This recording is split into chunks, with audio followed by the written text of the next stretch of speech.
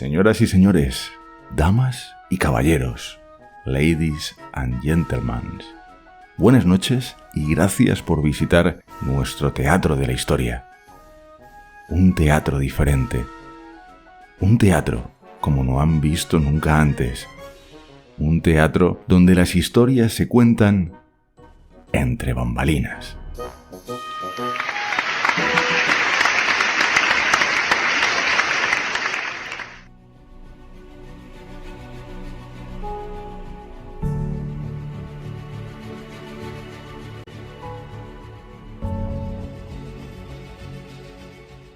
Si el hombre fracasa en conciliar la justicia y la libertad, fracasa en todo.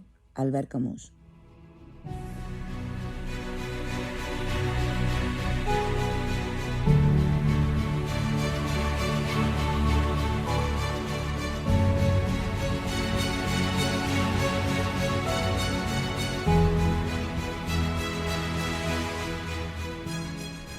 Hola bambalinos y muy buenas noches. Gracias por acompañarme una semana más, lo hagas ahora en el directo del estreno, un rato después, el día siguiente o cualquier día o momento sea cual sea. Lo importante es que estás ahí, siguiendo el canal y escuchando los episodios. Eso es lo realmente importante para mí, así que muchas gracias. Y si es la primera vez que nos escuchas, si nos has descubierto curioseando por YouTube, como hacemos más de uno muchas veces, pues que sepas que te damos la bienvenida a nuestro canal y te invitamos a que dejes de buscar y que te quedes, al menos para descubrirnos. Y si te gusta cómo se cuenta la historia en la historia entre bambalinas, simplemente has de suscribirte y activar la campanita para no perderte el estreno de cada martes a las 10:30 de la noche. Créeme que la familia bambalina, aunque aún es pequeñita, es la mejor familia que puedes encontrarte en este universo de YouTube. Así que anímate y al menos danos la oportunidad de convencerte para que te sumes a estos viajes semanales por la historia. Y quiero aprovechar la introducción para deciros que la historia entre bambalinas está en Patreon. He compartido el enlace tanto en el perfil del canal como en el mío personal en Twitter. Pero como acabo de deciros, aprovecho la introducción para decíroslo personalmente, valga la redundancia. La idea de Patreon es principalmente generar ingresos para poder acceder a mejores dispositivos de cara a que los programas tengan una mayor calidad tanto de imagen como de sonido, y la nueva sección Historia con invitado, por poneros un ejemplo, poder hacerla en directo y no grabada.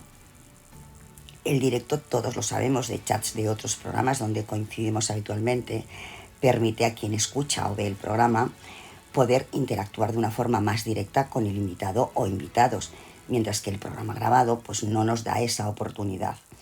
Y también, y esto no es llorar, sino ser honesta con vosotros y no servirme de esa falsa hipocresía de decir no, yo no quiero ganar dinero, a mí me basta con hacer lo que me gusta.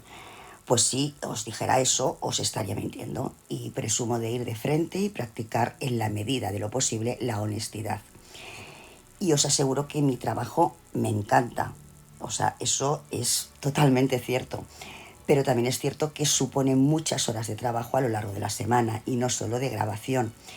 Está la parte de documentación y como me gusta mi trabajo y quiero hacerlo bien, bueno, pues eso, invierto muchas horas a lo largo de la semana y ese trabajo que, repito, me encanta, pues oye, no estaría nada mal que tuviera una compensación económica. Pero no penséis que vuestro mecenazgo será estéril. Si entráis en el enlace veréis que cada nivel, he creado 5, tiene sus recompensas para el mecenas.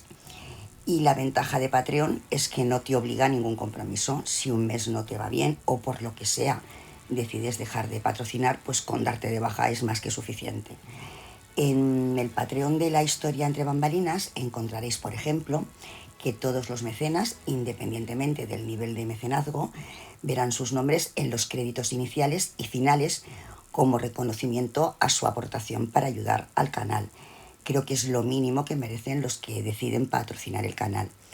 Y otras recompensas, dependiendo el nivel, son, por ejemplo, que se podrá ver antes del estreno el capítulo semanal y también, y de manera privada solo para mecenas, los videoreportajes que queremos empezar a grabar en marzo. Os cuento. No van a ser vídeos descargados de internet con mi voz en off, a ver si mi voz estará en off, pero los vídeos reportajes serán grabados por nosotros. Y es que, aprovechando que Ana viaja a menudo a causa de su trabajo, a su vez ella aprovechará para buscar un rincón con historia y grabar un maravilloso vídeo al que después yo con mi voz terminaremos de darle vida y forma a través de la historia que oculte. Y para final de temporada queremos regalar a los mecenas un libro de firmas donde aparecerán los nombres de los mecenas destacando el propio. Es decir, imaginaos que no sé qué se lo van, que es un libro pues para Burgalesa o para Rita o para Amparo, o sea, para cualquiera de vosotros, ¿no? Bueno, pues vuestro nombre sería el destacado por encima de los otros. También tenemos una agenda 2022-2023 dedicada y personalizada. Un librito con las capsulitas históricas. Y lo que es la recompensa estrella, por decirlo de alguna manera, es la colección La historia entre bambalinas en CD de la primera temporada, con todos los episodios y los vídeos de las capsulitas históricas. Así que ya veis, como mínimo hemos querido ser originales en las recompensas, aunque yo prefiero llamarlo regalos de agradecimiento, para no copiar lo habitual de las tazas, las camisetas. A ver, cuidado, que son regalos igual de estupendos, ¿eh? A mí me encantaría que alguna vez me tocara una taza, una camiseta o un bolígrafo con el logotipo de alguno de los programas que sigo en YouTube, y no es que no lo haya intentado, aunque siempre que he participado la verdad es que no he sido muy afortunada. Pero como digo, lo único que hemos querido ha sido romper la tendencia y ser originales. Solo me queda deciros que al menos entréis en patreon.com la historia entre bambalinas, también tenéis el enlace en la descripción del vídeo, y a aquellos que os animéis a ser mecenas del canal, bueno, pues muchísimas gracias de antemano. Y ahora sí, después de esta introducción algo más larga, entremos ya en materia. Esta semana, y con el episodio de esta noche, cerramos el círculo de la historia de ETA, donde haremos un recorrido por sus últimos años de plomo y su propia autodestrucción como organización y banda terrorista, gracias a la incansable labor de las fuerzas de seguridad del Estado y de los distintos gobiernos democráticos, y por supuesto al frontal rechazo de la sociedad española, con la sociedad vasca incluida, a ese terror que llevábamos sufriendo casi 50 años. También os traigo unos hechos y unas circunstancias que, por una parte, propiciaron un universo paralelo cultural, musical, literario, artístico, incluso una identidad propia reflejada en una indumentaria muy característica, y también de un movimiento violento de cantera de terroristas, la Kale Borroka. Y por otra parte, los acontecimientos satélites que auparon en un principio la idea romántica de una lucha por la libertad y por el derrocamiento de la opresión, y que después, y en contra de lo esperado, incrementó la virulencia y la brutalidad de los atentados de ETA. Y cerraremos esta etapa histórica de nuestro país, una etapa de terror, de miedo, de plomo, pero sobre todo de mucho dolor, pero que está ahí. Los muertos están ahí, las víctimas heridas y muchas con mutilaciones y secuelas de por vida están ahí. Las familias de todas las víctimas están ahí, pero la clase política y también parte de la sociedad parece que no están ahí, que la historia de ETA hay que olvidarla o minimizarla o justificarla o incluso blanquearla, y eso es un gran error. Pues como bien dice la cita de hoy, si el hombre fracasa en conciliar la justicia y la libertad, fracasa en todo. Porque no siempre la justicia va de la mano de la libertad, ni la libertad es sinónimo de justicia. Son muchos los prismas de esa justicia y de esa libertad, y dependiendo desde qué punto del prisma uno esté, la lectura puede ser bien distinta. Pero lo que no tiene prisma, lo que no tiene lectura, lo que es diáfano y cristalino como el agua, es que en ningún prisma, se mire desde el punto que se mire, justifica el terrorismo en nombre de nada. Pues bien, como os decía, cerraremos esta etapa de la historia de ETA con el magnicidio que empezó a gestar lo que sería el proceso de la transición de la dictadura de Franco a la democracia. Me estoy refiriendo a la Operación Ogro, el asesinato del presidente del gobierno de la dictadura, el almirante Luis Carrero Blanco. Conoceremos los hechos tal cual nos lo han contado, pero también daremos un repaso sobre la supuesta intervención extranjera en el atentado, concretamente de la CIA y del secretario de Estado de Estados Unidos, Henry Kissinger. Vamos pues con el episodio de esta noche.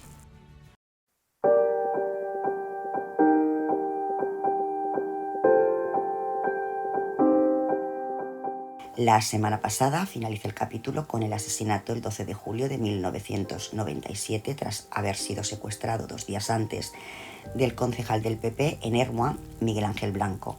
Un crimen cruel y despiadado, una ejecución a cámara lenta, como oí decir a un periodista del que no recuerdo su nombre, tras su asesinato, y que sin duda fue un punto de inflexión, un antes y un después, para la organización criminal. Más de 6 millones de ciudadanos llenaron las calles y plazas de España días después de su asesinato, para decirle, no fue para decirle, fue para gritarle a la banda terrorista, basta ya, que se acabó, que estábamos hartos de su permanente chantaje mafioso de terror y miedo y que se nos había acabado la paciencia. Si tenéis mi edad o sois más jóvenes, posiblemente recordaréis aquellas manifestaciones a las que imagino acudisteis muchos de vosotros, como hice yo cuando salí de trabajar y me uní a aquella marcha que finalizó en la Plaza Cataluña de Barcelona y que os juro me puso los vellos de punta. Hubo lágrimas, mucha gente lloró, pero sobre todo lo que había era mucha rabia, porque aquellos 2 tiros en la nuca a Miguel Ángel Blanco fueron también 2 tiros a nuestra libertad, a nuestro derecho a pensar y a decidir, y no podíamos continuar otorgando a los terroristas ese poder. Y cerramos el capítulo con aquella tregua unilateral e indefinida de ETA que la banda hizo llegar a través de un comunicado el 16 de septiembre de 1998. Pero el fracaso de las negociaciones con el gobierno del PP llevó a la banda a romper esa tregua del alto al fuego el 3 de diciembre de 1999.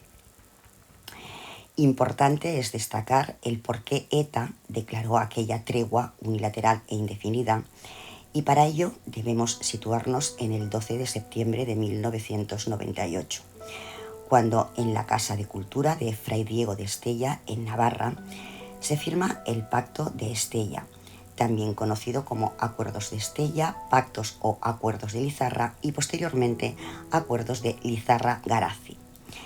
Con el Pacto de Estella, la unidad de acción independentista que hizo saltar por los aires la unidad de los demócratas contra ETA, se firmaba la unidad de acción entre nacionalistas, un documento de 2 folios en el que se apostaba por trabajar para imponer por las bravas al gobierno de España la independencia del País Vasco y Navarra, así como crear una primera institución conformada por cargos públicos de los 7 territorios de la entelequia de Euskal Herria, denominada Udalbiltza.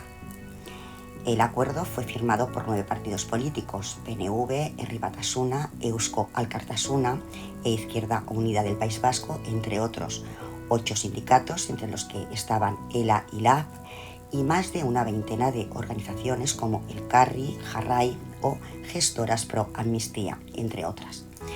Como todas las negociaciones tuvieron el visto bueno de ETA, la organización terrorista bendijo el acuerdo con la declaración de una tregua indefinida que había pactado anteriormente con el PNV en junio de ese mismo año. Después de que los partidos políticos vascos se unieran formando un frente común contra ETA, tras el asesinato de Miguel Ángel Blanco, solo un año después se rindieron a las exigencias de la organización y eso solo contribuyó a reforzarlos y a darles gasolina para seguir matando. Pero antes de ese comunicado de alto al fuego, ETA asesinó el 30 de enero de 1998 a Alberto Jiménez Becerril, teniente de alcalde del PP en Sevilla, y a su esposa Ascensión García, cuando regresaban de cenar con unos amigos y cuando apenas estaban a 20 metros de su domicilio. 2 miembros de ETA abordaron al matrimonio por la espalda y efectuaron varios disparos. Con aquellos asesinatos, la banda terrorista dejó huérfanos a 3 niños, 2 chicas y un chico de 4, 7 y 8 años. Cada terrorista llevaba una pistola y acordaron contar 3 y así disparar sincronizados. Azurmendi dispararía contra el edil y Martín Barrios contra su mujer para evitar que los gritos de esta alertaran al vecindario. Días después del atentado, el etarra Iñaki de Juana Chaos escribía una carta desde prisión mostrando su alegría por el doble asesinato con estas execrables palabras: en la cárcel sus lloros son nuestras sonrisas y terminaremos a carcajada limpia. Me encanta ver las caras desencajadas que tienen. Con esta equincha ya he comido yo para todo el mes. En 2007, de Juana Chaos intentó forzar su excarcelación con una huelga de hambre, pero afortunadamente no lo consiguió. En junio de 1999, la Audiencia Nacional condenó a José Luis Martín Barrios y a Miquel Azurmendi como autores del atentado. Ambos declararon que tras cometer el asesinato se trasladaron al piso Franco donde se alojaban y celebraron su acción con una cena especial y sidra en compañía de la también integrante del Comando Andalucía, María Teresa Pedrosa. En noviembre de 2013, el Alto Tribunal impuso 56 años a José Javier Arizcuren Ruiz Cantauri por ordenar la ejecución. Y en aquel año de 1998, el juez Baltasar Garzón da un golpe de efecto al entorno de ETA, cuando el 15 de julio ordena el cierre del diario Egin por su vinculación con la organización terrorista. Recordad que Francia había dejado de ser el santuario francés y ya no solo detenía y extraditaba a etarras para ponerlos en manos de la justicia española. Tampoco daba asilo político a los terroristas que buscaban refugio en suelo francés, y tras la firma de los pactos de Ajuria Enea, los resultados de HB no es que mejoraran, sino que iban de mal en peor elección tras elección. Como ya os conté la semana pasada, su principal fuente de ingresos lo constituía una compleja trama empresarial que solo en 1992 produjo a ETA unos beneficios de unos 2.000 millones de pesetas. Una trama de empresas y asociaciones que, en buena medida, canalizaban subvenciones públicas del gobierno vasco o las recibidas por los partidos políticos, fundamentalmente Herri Batasuna, el brazo político de ETA. Pero, sin lugar a dudas, de toda esa compleja red de financiación, el impuesto revolucionario fue el que más beneficios le produjo a la banda.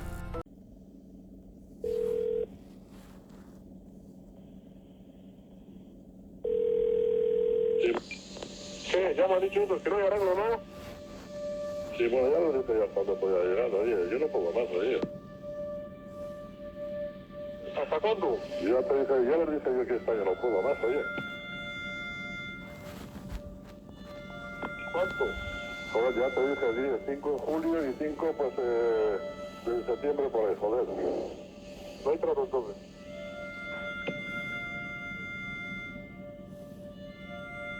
Si te llega algún paquete así también, procura que no habrá nadie, tú. Y el objetivo prioritario es, tú.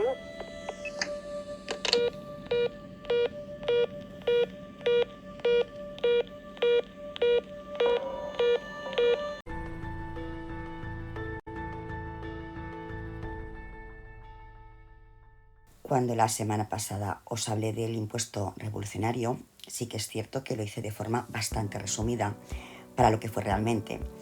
Por eso esta semana he querido que podáis escuchar a alguno de aquellos que estuvieron sometidos al chantaje mafioso de la banda.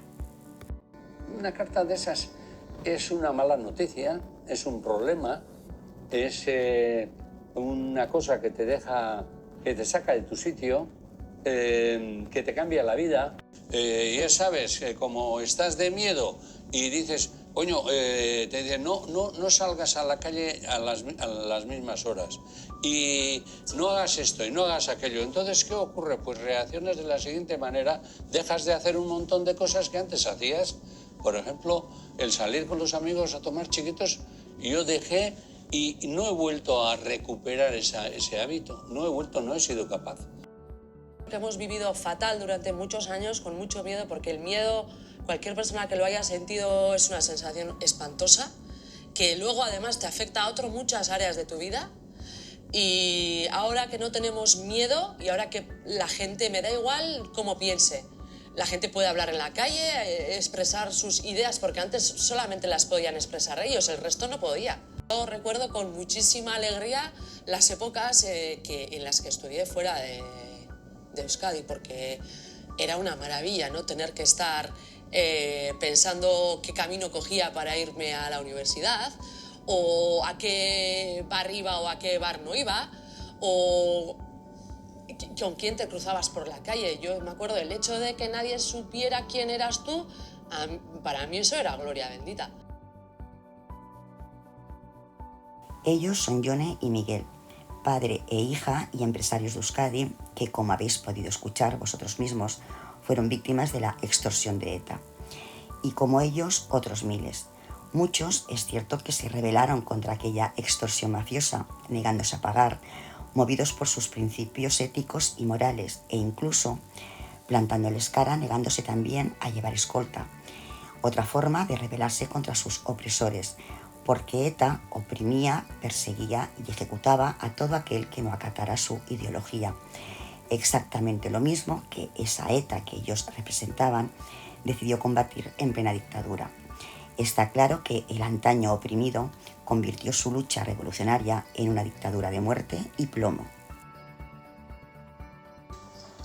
Los empresarios vamos a seguir en nuestros puestos, al frente de las empresas, contribuyendo a generar riqueza y empleo, que es lo que necesita este país. Acabáis de escuchar la voz de José María Corta, empresario y presidente de la patronal vasca, al que ETA asesinó con 15 kilos de explosivos a las 12:20 del mediodía el 8 de agosto del año 2000. Precisamente por esas declaraciones, por su férrea voluntad de que el empresariado vasco no cediera al chantaje de la banda y se negara a pagar. Un hombre de bien, un hombre con familia, cuyo único pecado era creer en un País Vasco plural, civilizado y pacífico, donde el terrorismo no tenía cabida. Un hombre dispuesto al diálogo, a la solución pacífica, tanto que defendía la idea de que la paz es un valor fundamental y a favor de la cual merece la pena arriesgarse y hasta equivocarse. El atentado, ejecutado por el Comando Donosti, fue el tercer ataque etarra contra la patronal vasca en 2 meses. El asesinato de Corta se producía tan solo 13 horas después de que 4 terroristas del grupo armado murieran cuando explosionaba la bomba que estaban preparando para acabar precisamente con su vida. Pero no fue el único ataque de ETA ese día. Aquella misma tarde, otro coche con una bomba estallaba en la calle Platerías y ocasionaba 11 heridos, 2 de ellos niños, en el madrileño distrito de Chamartín. Un mes antes, otro empresario ya había sido amedrentado por ETA, pero afortunadamente sin éxito. El hostelero guipuzcoano Juan Bautista Rubio Beloki volvió a nacer el 7 de julio del año 2000, cuando la bomba Lapa adosada a su furgoneta se desprendió de los bajos del vehículo antes de que fuera activada. ETA, como organización terrorista, criminal y mafiosa, situó a empresarios, industriales, periodistas, abogados, artistas, deportistas, cooperativistas en el dilema más cruel de cuantos pueda haber: comprar su vida pagando con otras. Y la pregunta capital es: ¿qué autoridad moral tenemos quienes no sufrimos aquella extorsión, aquel miedo de saber que tu vida tenía fecha de caducidad si no te sometías a sus exigencias, de censurar o incluso criticar moralmente a quienes cedieron al chantaje? ¿Quién de nosotros puede meterse en el miedo de ellos? No olvidemos que muchos que fueron héroes, que plantaron cara al monstruo, a esa bestia nunca saciada de sangre, acabaron muertos. Y como no, ETA, y en su línea habitual, durante años impuso su propia gramática. Y me explico. ETA no robaba, ETA expropiaba al capital, ETA no secuestraba, ETA retenía al patrón, ETA no extorsionaba, ETA cobraba un impuesto voluntario. Y tiene narices lo del impuesto voluntario, sobre todo porque los extorsionados, esas víctimas silenciadas, esas víctimas invisibles y no reconocidas, además de estar sometidas al chantaje mafioso de ETA, no solo no debían poner en conocimiento de la policía esa exigencia de pago de la banda, sino que por norma lo callaban y ocultaban a su propia familia, a sus amigos, por lo que la soledad del señalamiento se multiplicaba por 2, sino que también, si pagaban, estaban cometiendo un delito, y si no pagaban, si no contribuían a financiar la revolución para la independencia del País Vasco, entonces es que eran fascistas y por lo tanto merecían morir. Y es que, como os conté en el episodio anterior, ETA socializó el sufrimiento, pero también socializó el terror. Y lo más espantoso, lo más perturbador, es que socializó la culpa. Y lo tuvo fácil en aquella sociedad vasca dividida entre los que apoyaban a la banda terrorista y los que la detestaban con todas sus fuerzas. Una culpa que supo diluir en aquellos que después de un asesinato continuaban haciendo su vida como si nada hubiese ocurrido. Y tal vez el ejemplo más claro lo tenemos con el asesinato de Patxi Arratibel Fuentes.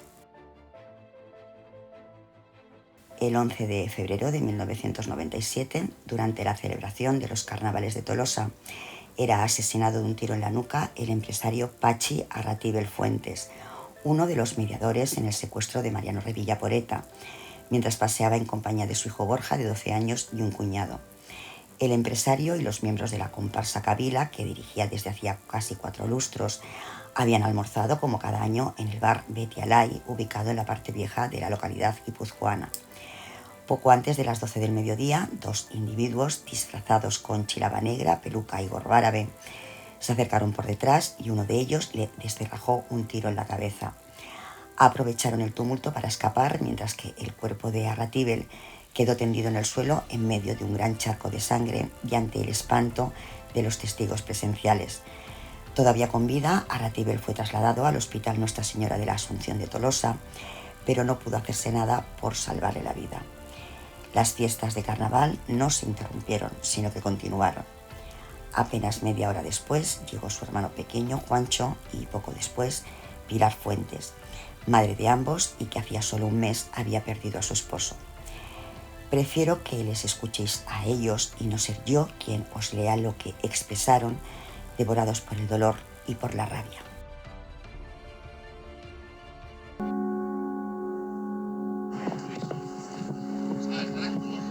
¡Me cago en Dios! ¡Por mis manos! ¡No van a parar! ¡Me cago en Dios! ¡Ya está bien de esta gentuza! ¿Dónde está? Hijos de mala madre, mal nacidos, todo que son. No tienen derecho a vivir en Euskadi. No hay derecho a esto. A matarle a un hijo así. La historia entre bambalinas con María Barbancho, donde se cuenta la historia sin juicios ni prejuicios. El primer atentado de ETA tras romper el alto al fuego fue el 21 de enero del año 2000. Aquella mañana el Comando Madrid colocó un coche bomba cargado con 20 kilos de explosivos en la calle Pizarra, esquina con el Paseo Virgen del Puerto, una zona colmada de viviendas militares. Poco después de las 8 de la mañana, el teniente coronel Pedro Antonio Blanco se dirigía hacia el lugar donde todos los días lo recogía un vehículo oficial camuflado para trasladarlo a la Dirección General de Asuntos Económicos del Cuartel General del Ejército. Cuando el militar se aproximó al vehículo, los terroristas hicieron estallar el coche bomba. La explosión acabó con la vida del teniente coronel e hirió de carácter leve a una niña de 13 años. Pedro Antonio Blanco estaba casado y era padre de 2 hijos de 16 y 11 años. Durante aquella tregua, ETA robó muchos miles de kilos de explosivos en Francia, rearmó y preparó a sus comandos e introdujo en la península comandos preparados para atentar. El 21 de noviembre del año 2000, el exministro socialista Ernest Lluch llegó a su casa de Barcelona por la noche cuando 2 terroristas de ETA que lo estaban esperando le dispararon en el garaje de su domicilio. Lluch recibió 2 disparos, uno de ellos en el cuello, y murió en el acto. Tenía 63 años, pero pasaron casi 2 horas hasta que un vecino suyo encontró el cuerpo tendido entre 2 coches.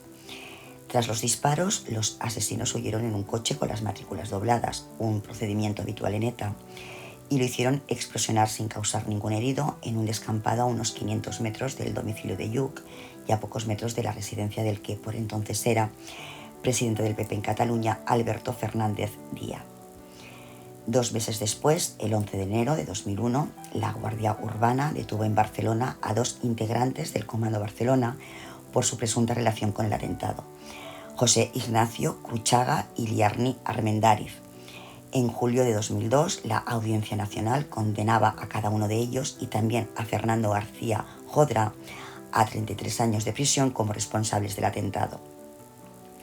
El tribunal explicó que fue Cruchaga, acompañado de García Jodra, quien realizó los 2 disparos contra el exministro mientras Arbendáriz vigilaba en las inmediaciones. Durante el juicio, García Jodrá protagonizó uno de los momentos más tensos, ya que llegó a justificar el asesinato al señalar que Lluc era un ministro de los GAL, algo que provocó que fuera expulsado por el presidente de la sala, mientras alzaba el puño y gritaba «Gora ETA» y «Visca la terra».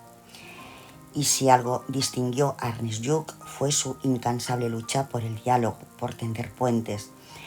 Y tal y como dijo la periodista catalana Gemma Nieja tras la manifestación masiva en las ciudades barcelonesas en repulsa por aquel asesinato, Ernest Lluch habría dialogado incluso con el terrorista que lo asesinó.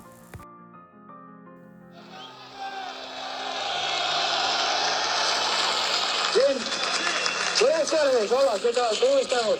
¡Qué alegría llegar a esta plaza y ver que los que ahora gritan antes mataban y ahora no matan! ¡Qué alegría! No saben que han cambiado las cosas, no saben que ha llegado la libertad y la democracia en este país, que no se enteran. ¡Gritar más! ¡Que gritáis poco! ¡Gritar! Porque mientras gritéis no mataréis, y es buena señal, porque estas son las primeras elecciones en las que no va a ser asesinado nadie. En la noche del 29 de febrero de 2004, en la sede del Ministerio del Interior, no daban crédito a las informaciones que iban llegando. Acababan de interceptar una furgoneta de ETA con más de 536 kilos de explosivos. En la misma operación se había localizado otra furgoneta, presuntamente la que hacía de lanzadera hasta que sufrió un accidente, y se había detenido a los conductores de ambas. La verdad es que tanto el gobierno como las fuerzas de seguridad estaban esperando un gran atentado de ETA. Todos los dispositivos de seguridad se encontraban en el nivel de máxima alerta a 15 días de las elecciones del 14 de marzo. Lo que nadie podía imaginar es que fueran a intentarlo con una caravana pilotada por 2 muchachos sin la menor experiencia en terrorismo y sin historial delictivo. Solo uno de ellos había participado en algunas acciones menores de la llamada Kale Borroka, la agitación callejera protagonizada por Jarray, el brazo juvenil de ETA.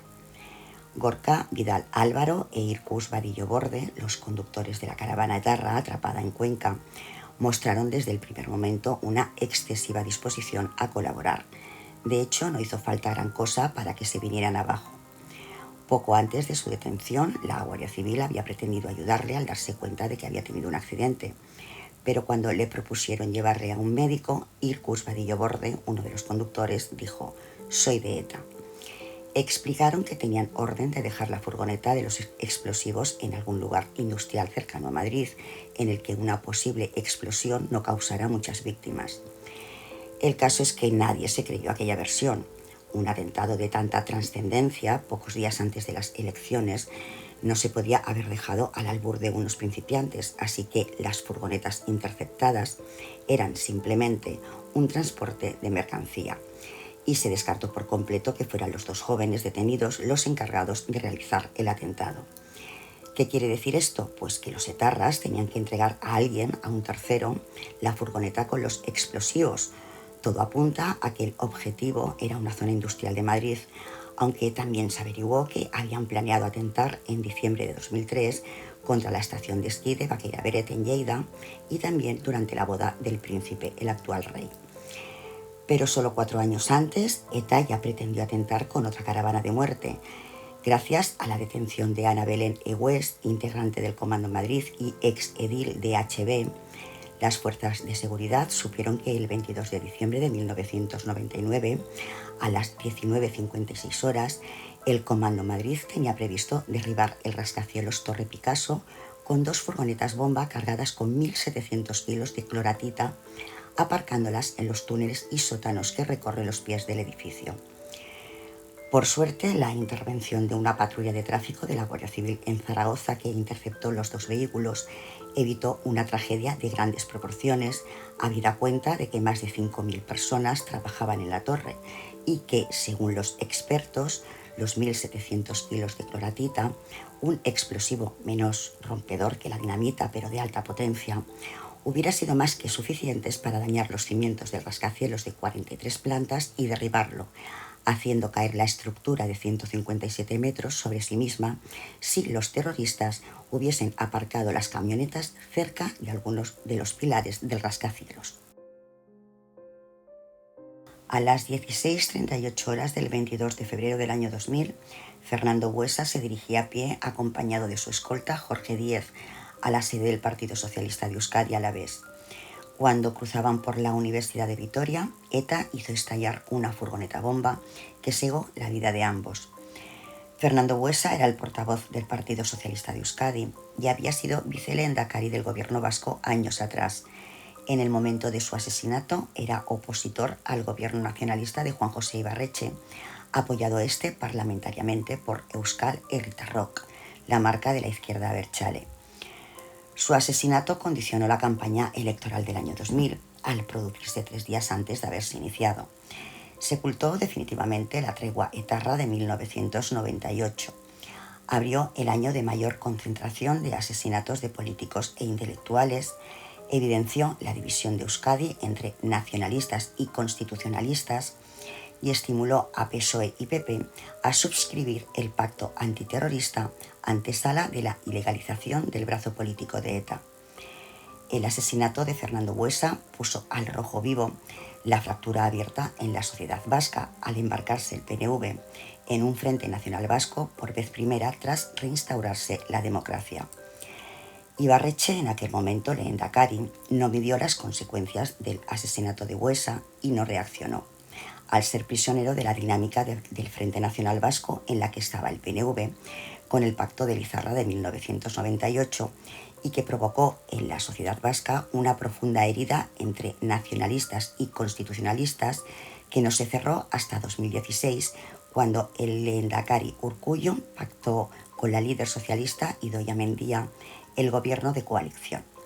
El PNV pagó su radicalidad con la pérdida de poder institucional y del gobierno vasco entre 2009 y 2013. Sin duda fue una lección para el PNV. José Luis López de la Calle, luchador antifranquista y defensor de la paz, tenía 62 años, era columnista de El Diario El Mundo y formaba parte del Foro de Ermua. Casado y con 2 hijos, fue el tercer periodista víctima de un atentado de ETA desde la ruptura de la tregua. Y aunque no se consideraba un objetivo de la banda terrorista, sí es cierto que era un riesgo con el que había aprendido a convivir. De hecho, el columnista había sido hostigado muchas veces por los radicales violentos de Jarray, como cuando aparecieron pintadas amenazándole de muerte, o cuando el 29 de febrero del año 2000 lanzaron 4 cócteles Molotov contra su domicilio. López de la Calle inició su actividad política muy joven, pero al vivir en plena dictadura siempre lo hizo en la clandestinidad. Militaba en el Partido Comunista y participó en la creación del Sindicato de Comisiones Obreras durante la dictadura de Franco. Y a pesar de la tensión y las amenazas, nunca se planteó abandonar el País Vasco. Amenazado de muerte por ETA y su entorno, en 1999, la localidad donde vivía fue inundada con pasquines donde su nombre figuraba junto al de miembros del Partido Popular y del Partido Socialista de Euskadi. La mañana del 7 de mayo del año 2000, de la Calle regresaba a su domicilio tras comprar la prensa y desayunar en una cafetería cercana. En un portal contiguo al suyo, 2 etarras lo estaban esperando. Al llegar de la calle, uno de ellos, el etarra Ignacio Gurilasa, le disparó 4 tiros que le alcanzaron la cabeza y el tórax y lo remató en el suelo, mientras su compañero lo cubría. Su muerte dio lugar el 12 de mayo a un manifiesto titulado No nos callarán, suscrito por los directores de los principales periódicos españoles, en que se condenaba el asesinato y toda la violencia etarra en general. Y os voy a leer unas palabras de ese manifiesto. A José Luis López de la Calle, sus asesinos no le habrían podido nunca aguantar la mirada. Su pasado de compromiso por la libertad, de rebeldía contra toda sumisión, era del todo insoportable para quienes practican la cobardía suprema de silenciar a tiros las ideas de los demás. Le han asesinado por no callarse, por defender públicamente lo que pensaba y por interpelar al mundo de ETA, exigiéndole argumentos, razones que los terroristas son incapaces de dar. El 20 de diciembre del año 2000, hacia las 8 de la mañana, un coche en plena hora punta matinal Se había parado en la confluencia entre la avenida Diagonal y el carrer Numancia de Barcelona. Los ocupantes del vehículo, José Ignacio Cruchaga y Fernando García Jordán, trataron de empujarlo en mitad del caos. Un guardia urbano se fijó en la escena e intentó ayudarlos. Aquel guardia urbano se llamaba Juan Miguel Gervilla, tenía 38 años, estaba casado, tenía un hijo y al aproximarse fue asesinado de 2 disparos en la cabeza. Sin saberlo, se había encontrado con un comando de ETA, el Comando Barcelona, el mismo que se dirigía en aquel momento al domicilio del periodista Luis del Olmo para asesinarlo. El coche tenía en su interior 13 kilos de explosivos. Tras muchos amagos y escarceos, el 12 de diciembre del 2000, PP y PSOE firmaron un pacto para hacer un frente político común a la escalada terrorista de ETA. Decididos a reforzar su unidad para hacer plenamente efectivas las libertades y acabar con el terrorismo, ambos partidos entendieron que era su responsabilidad ante la sociedad española adoptar el siguiente acuerdo, paso previo para la ilegalización de los partidos de la izquierda abertzale, que apoyaban la violencia de la organización y se negaban a condenar los atentados. 2 años después, el 27 de junio de 2002, fue aprobada la Ley de Partidos Políticos, una de las normas esenciales del régimen jurídico de los partidos políticos en España, destinada original y principalmente a ilegalizar las formaciones políticas que apoyaban a la organización terrorista ETA. El 17 de marzo de 2003, el Supremo ilegaliza Batasuna. La historia entre bambalinas con María Barbancho, donde se cuenta la historia sin juicios ni prejuicios. En el año 1981, José Antonio Lasa Arostegui y José Ignacio Zabalartano, ambos de 18 años, pertenecían a la banda terrorista ETA, formando parte, junto con Íñigo Alonso Uranga y otra persona sin identificar, del comando denominado Gorki. En noviembre de 1981, Íñigo Alonso fue detenido cuando, con sus compañeros de comando, acababa de realizar un atraco en una entidad bancaria, mientras que los demás, tras enfrentarse a tiros con los miembros de la policía, lograban darse a la fuga. A raíz de estos hechos, Lasa y Zabala huyeron de España. En el año 1983 se encontraban en Francia viviendo en la localidad de Bayona. Allí estaban en contacto con el denominado Comité de Refugiados y habían formulado peticiones de asilo político, y mientras se tramitaban solicitaron permisos de residencia que les fueron concedidos. El 15 de octubre de ese año, 1983, Lasa y Zabala fueron secuestrados en Bayona por miembros del GAL y fueron retenidos en el cuartel de la Guardia Civil de Inchaurrondo. Siguiendo instrucciones del general Galindo, los llevaron al Palacio de la Cumbre, en San Sebastián, donde fueron torturados. A la vista del estado en que quedaron, el general Galindo, con el conocimiento del gobernador civil, Julen Elorriaga, y del teniente coronel Ángel Vaquero, ordenó su asesinato y desaparición. Los guardias civiles, Enrique Dorado y Felipe Bayo, los llevaron a Busot, Alicante, cavaron una fosa y el primero les disparó 3 tiros en la cabeza. Después los enterraron cubiertos con cal viva. Los cuerpos tardaron 1 año en ser localizados y fue el azar quien lo hizo posible. Un ciudadano de nombre Ramón Soriano se encontraba cazando por la zona cuando le pareció ver unos restos en el suelo, seguramente esparcidos por alimañas. En los alrededores pudo dar con las fosas y los restos óseos que éstas encerraban, sacados a la superficie por la erosión del terreno y el inexorable paso del tiempo. Dichos restos se encontraban además en un estado casi perfecto de conservación gracias, irónicamente, a la acción de la cal viva. La acción de la cal, que absorbe el agua, y el hecho de que los cuerpos hubieran perdido mucha sangre antes de morir, hicieron que los cuerpos se deshidrataran, se resecaran y momificaran, por lo que se encontraban preservados de una manera casi ideal. En los cadáveres sepultados desnudos y en las inmediaciones de la tumba encontraron restos de mercromina, gasas y vendas, y otros signos de violencia como pueden ser la falta de las uñas de las manos, que indicaban claramente que los jóvenes habían recibido torturas y les habían infligido terribles heridas antes de morir. ¿Y por qué os cuento este terrible suceso del año 1983? Pues porque el 26 de abril del 2000 la Audiencia Nacional condenó a Enrique Rodríguez Galindo, general de la Guardia Civil, a 71 años de prisión por el secuestro y asesinato de los presuntos etarras Lasa y Zabala, y el 9 de mayo de ese mismo año ingresó en prisión. El 25 de julio de 2001, el Tribunal Supremo aumentó en 4 años la pena de cárcel impuesta, y el 2 de abril de 2002, el que fuera el general más laureado en la lucha contra ETA perdió oficialmente su condición de miembro de la Guardia Civil. Tras ser operado del corazón en 2005 se le concedió el tercer grado y en octubre de 2013 obtuvo la libertad condicional, después de haber cumplido las 3/4 partes de su condena. En febrero de 2021 falleció por coronavirus. Pero, ¿quién fue el general Galindo? Hijo de un brigada de la Benemérita y nacido en Granada el 5 de febrero de 1939, ingresó en 1958 en la Academia Militar de la Guardia Civil de Úbeda y 2 años después, en 1960, en la Academia Militar de Zaragoza, donde acabó como número 2 de su promoción. En 1969 fue trasladado a la Agrupación de Tráfico de San Sebastián, donde permaneció hasta que en 1980 se hizo cargo de la 513 Comandancia de la Guardia Civil, con sede en Inchaurrondo. Durante los 15 años que pasó al frente de esta comandancia, fueron desarticulados unos 90 comandos de ETA y detenidos más de 800 terroristas, lo que le valió una prestigiosa reputación como experto en la lucha antiterrorista.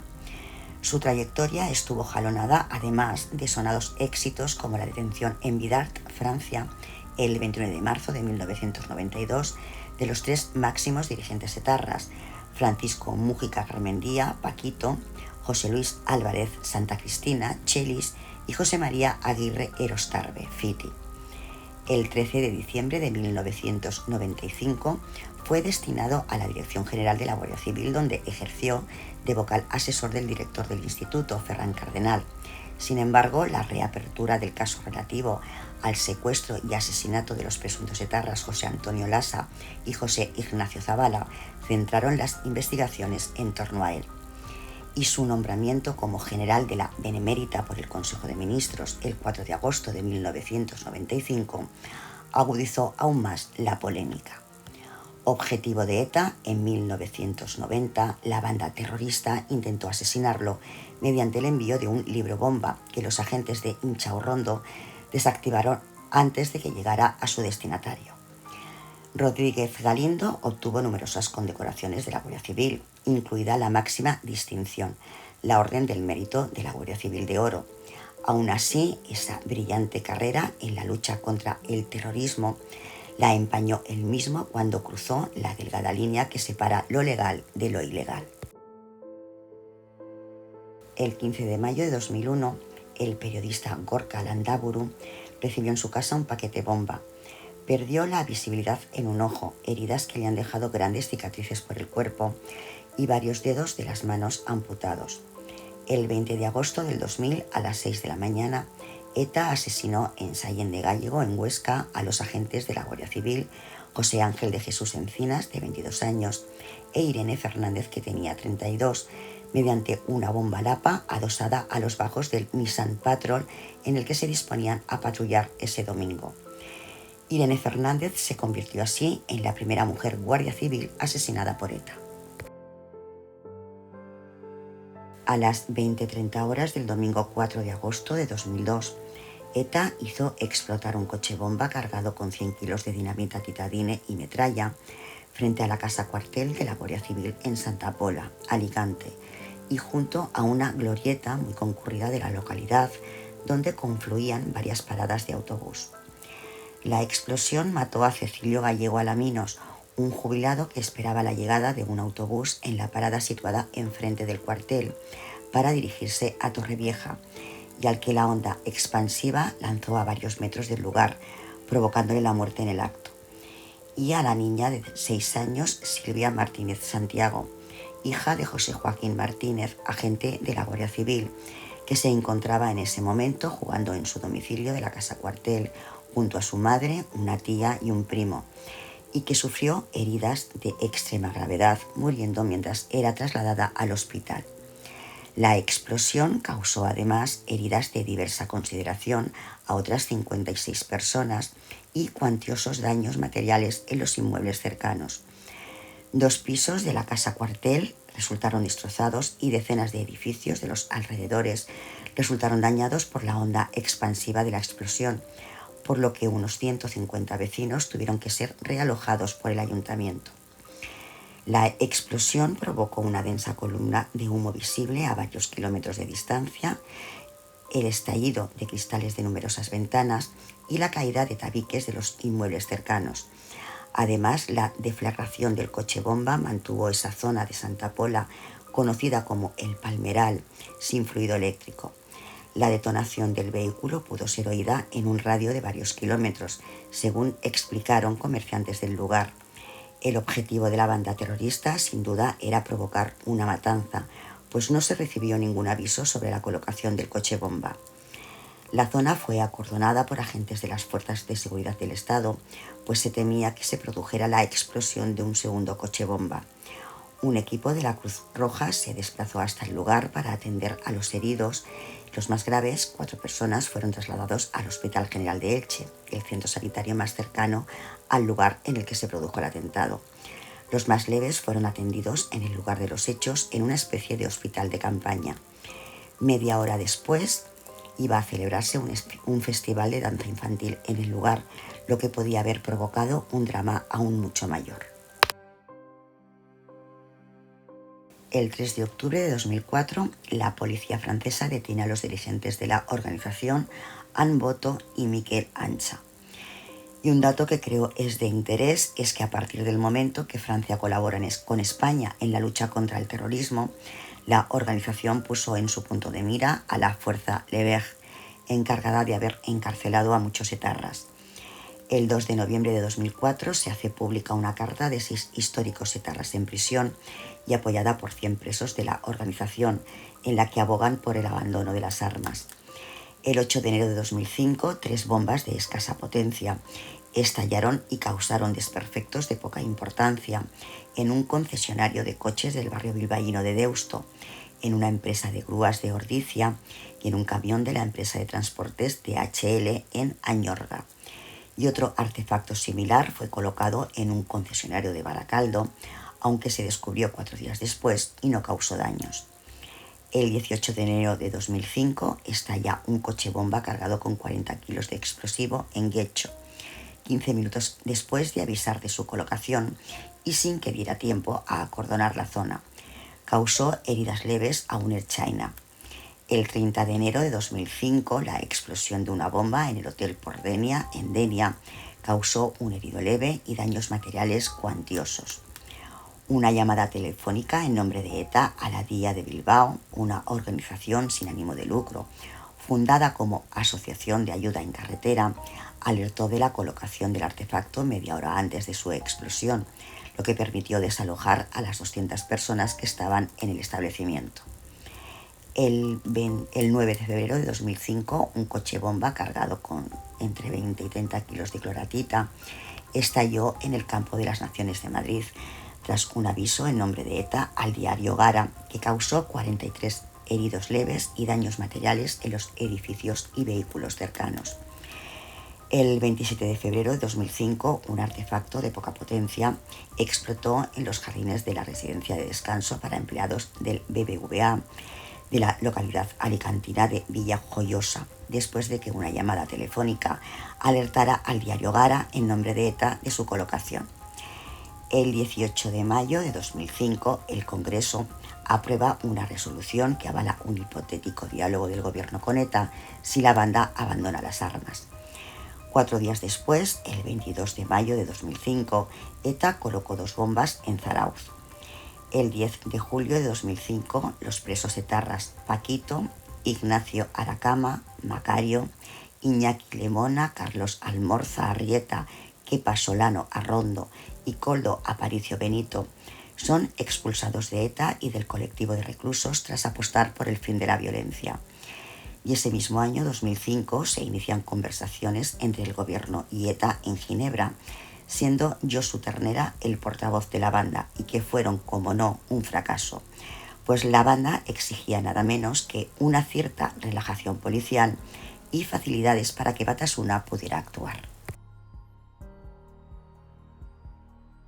7 meses después de que José Luis Rodríguez Zapatero ganara las elecciones a la presidencia del gobierno, ETA recibe uno de los mayores golpes de su historia, la Operación Santuario. El viernes 1 de octubre de 2004 por la tarde llegó la noticia al ministro del Interior, José Antonio Alonso, de que una vasta operación contra la médula de ETA, largamente preparada en territorio francés y varias veces aplazada, iba a desencadenarse en las próximas horas.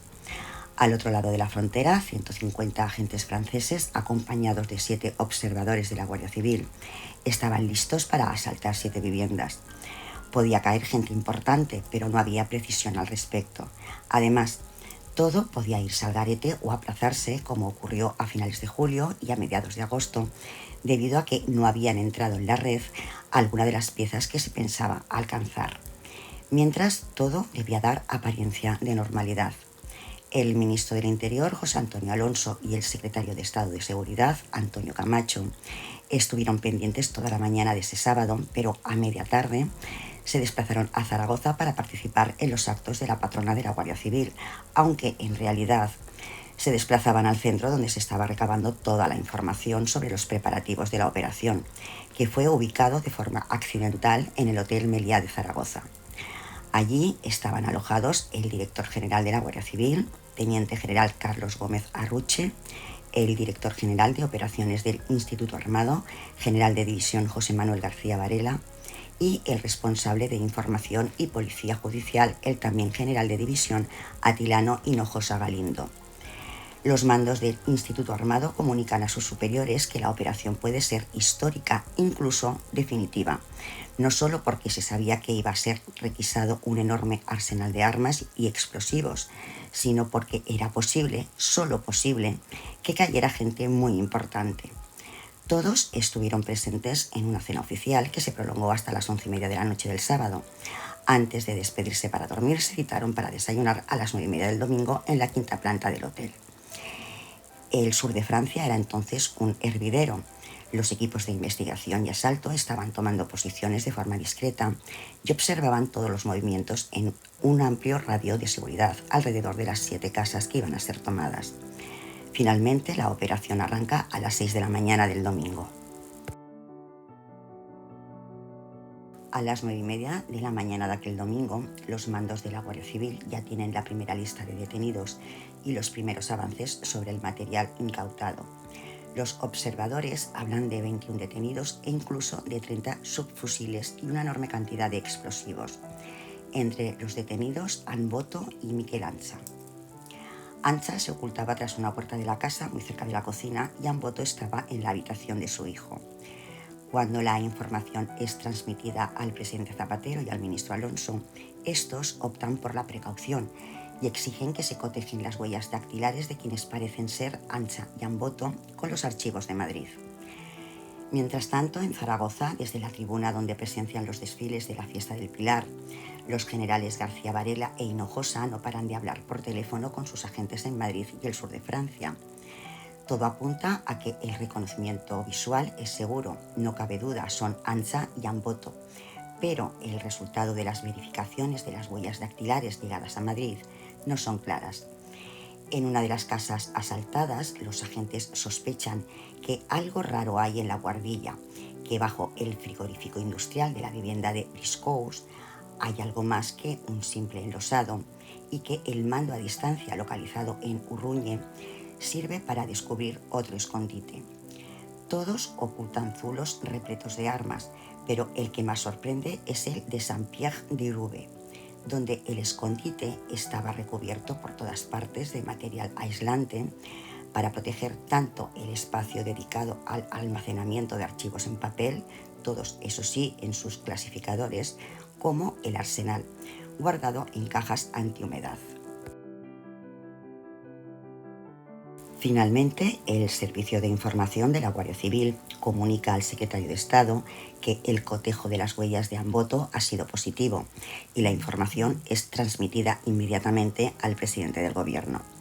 A las 15:30 horas, Antonio Camacho recibe una nueva llamada en la que le informan que las otras huellas también coinciden y que sí, es Miquel Ancha, el jefe político de la banda durante 12 años. En el sur de Francia los registros siguen y los investigadores, por supuesto, están eufóricos. Por fin, tras 12 años tras los pasos de Ancha y Amboto, tanto trabajo y esfuerzo habían dado sus frutos.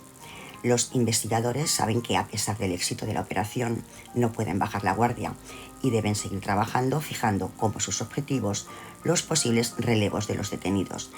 Se referían a Pello Esquizábal y a Garicoiz Azpiazu.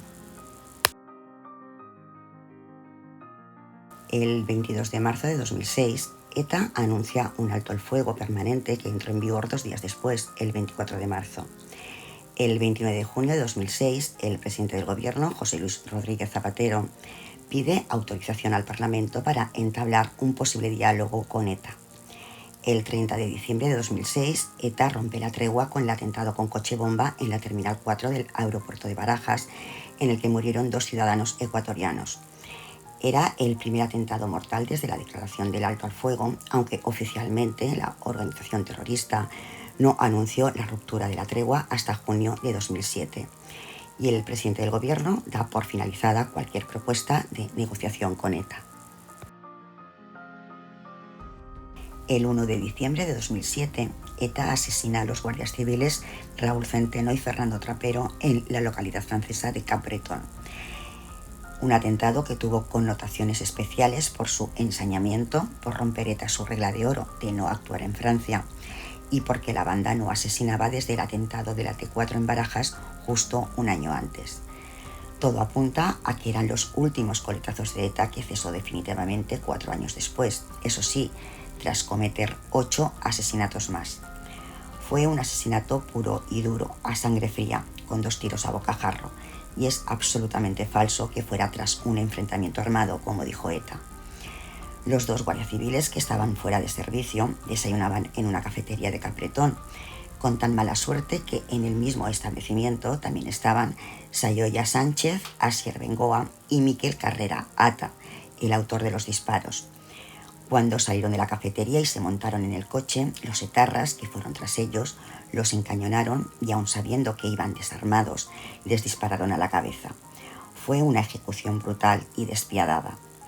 Las autoridades francesas organizaron una batida general y 2 de los autores del atentado fueron detenidos a los 5 días, Sayoya Sánchez y Asier Bengoa. El tercero, el autor de los disparos, Miquel Carrera Ata, lo fue 2 años y medio después.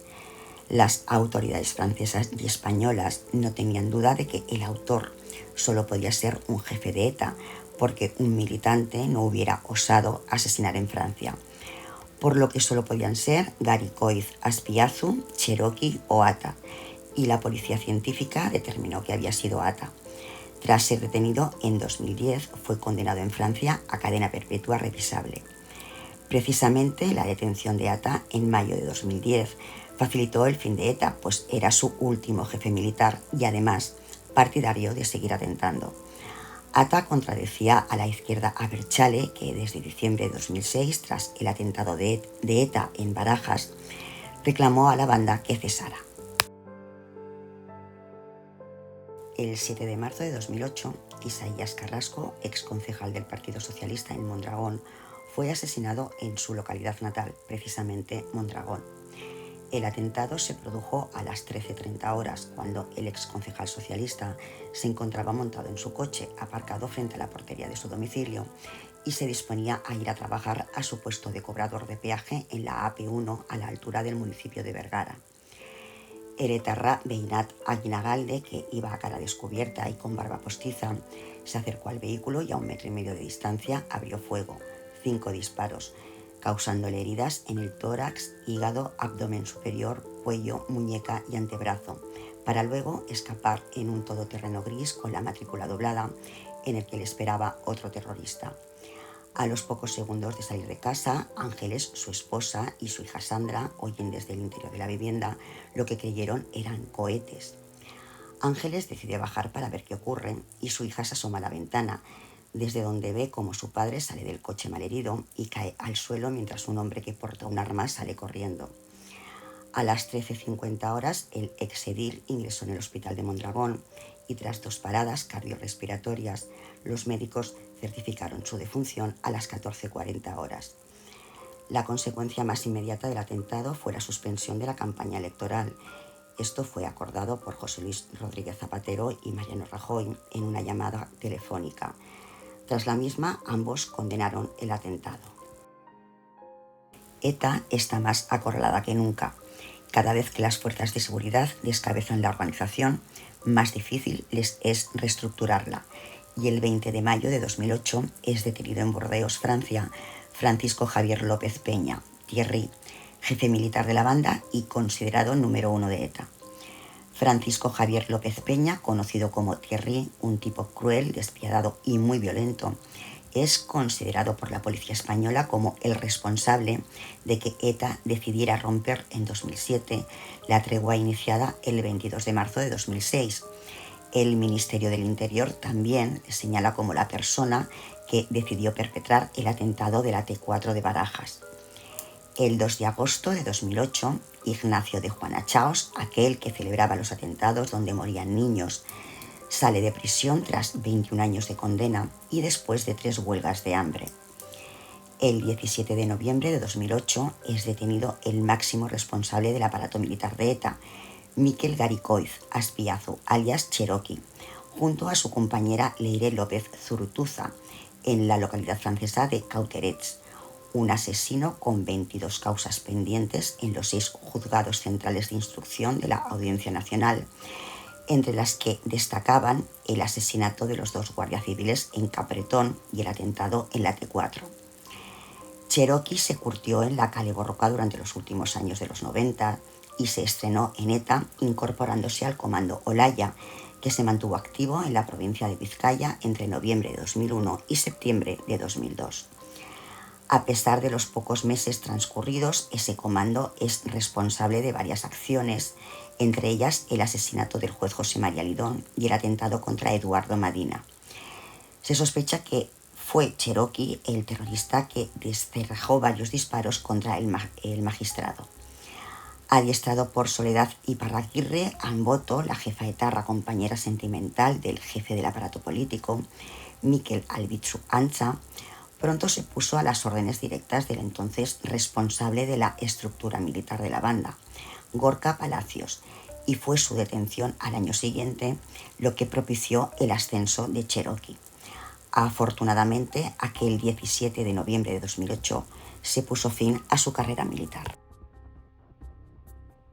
El 3 de diciembre de 2008, las amenazas a la construcción del tren de alta velocidad, conocido como Y Vasca, se materializan con el asesinato en Azpeitia del empresario Ignacio Uría. El 18 de abril de 2009 es detenido en Francia Jourdan Martitegui, sustituto de Cherokee al frente del aparato militar. El 19 de junio de 2009, la explosión de una bomba lapa colocada en su automóvil acaba con la vida del policía nacional Eduardo Puelles en Arrigorriaga. El 30 de junio de 2009, el Tribunal Europeo de Derechos Humanos avala por unanimidad la ilegalización de Batasuna.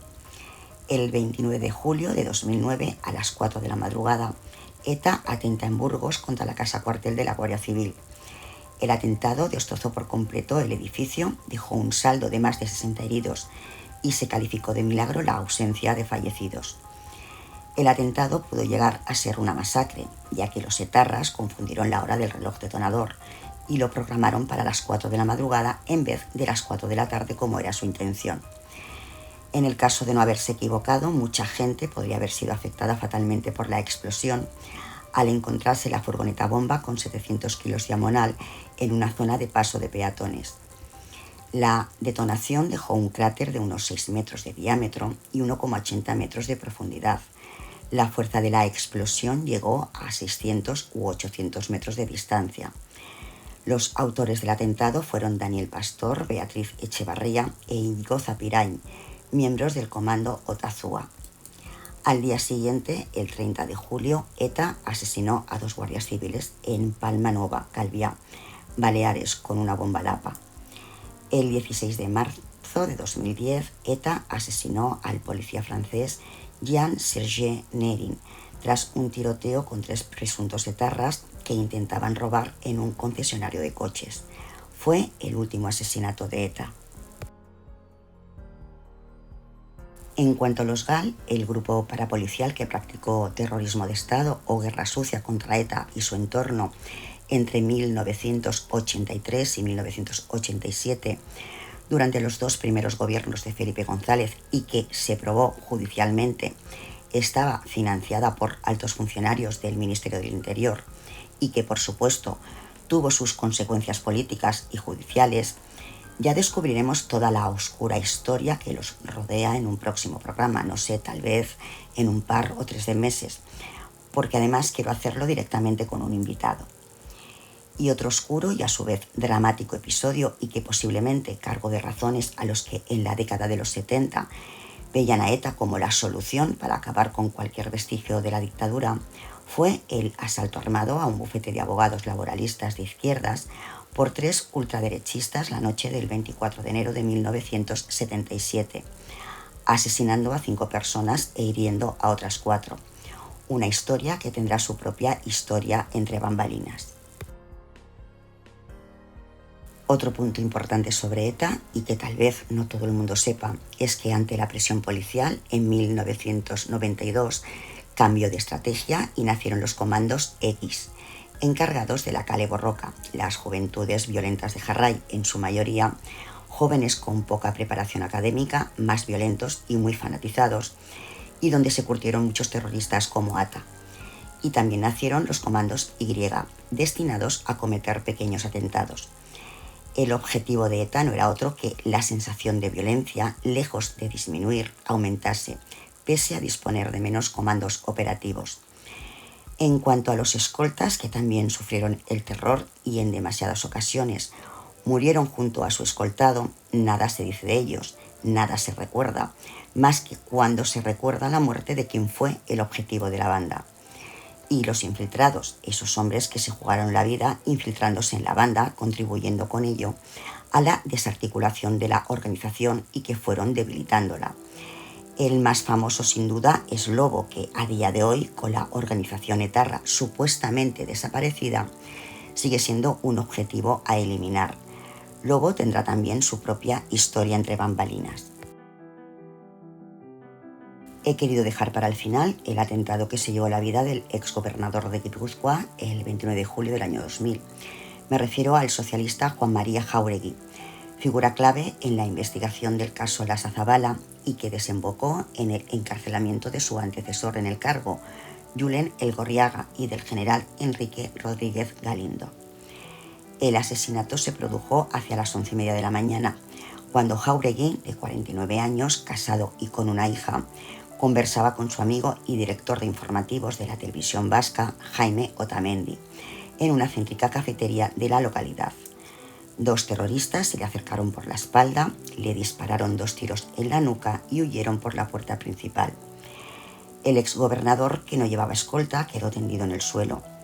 Fue atendido por una ambulancia en el mismo lugar del atentado y posteriormente trasladado a la clínica de la Asunción, donde murió. Jáuregui, un hombre fiel a sus costumbres, se lo puso fácil a los terroristas, pues no se preocupó en exceso por velar por su seguridad y acudió a su cita con Otamendi en el Frontón, una cafetería-restaurante de la calle San Francisco que frecuentaba con regularidad. El establecimiento estaba muy concurrido, como cualquier sábado a esa hora, y los clientes no sospechaban que compartían el local con 2 pistoleros de ETA que habían seguido los pasos de Jáuregui. Los testigos presenciales aseguran que los terroristas tenían entre 30 y 35 años. Uno era bajo y llevaba chapela y el otro alto con perilla. Los 2 hombres entraron a cara descubierta con gafas de sol. Entre sus señas de identidad destacaba también una asombrosa frialdad. Según los clientes del local, charlaron con tranquilidad, terminaron sus consumiciones y una vez saciada la sed, cometieron el atentado. Los médicos confirmaron la muerte de Jáuregui pasadas las 13 horas. Aquella misma mañana, Jáuregui le confesó a su esposa que había soñado que le mataban. Y he dejado para el final el asesinato de Jáuregui para enlazarlo con el proyecto Vían Anclares, un proyecto de reinserción de presos etarras que hayan decidido dar una serie de pasos inequívocos hacia el final de la violencia. Entre esos pasos está la aceptación de la política penitenciaria, la salida del colectivo de presos, la renuncia pública a la banda terrorista y al uso de la violencia. Además, deben pedir perdón a las víctimas y el compromiso de repararlas mediante el pago de su responsabilidad civil.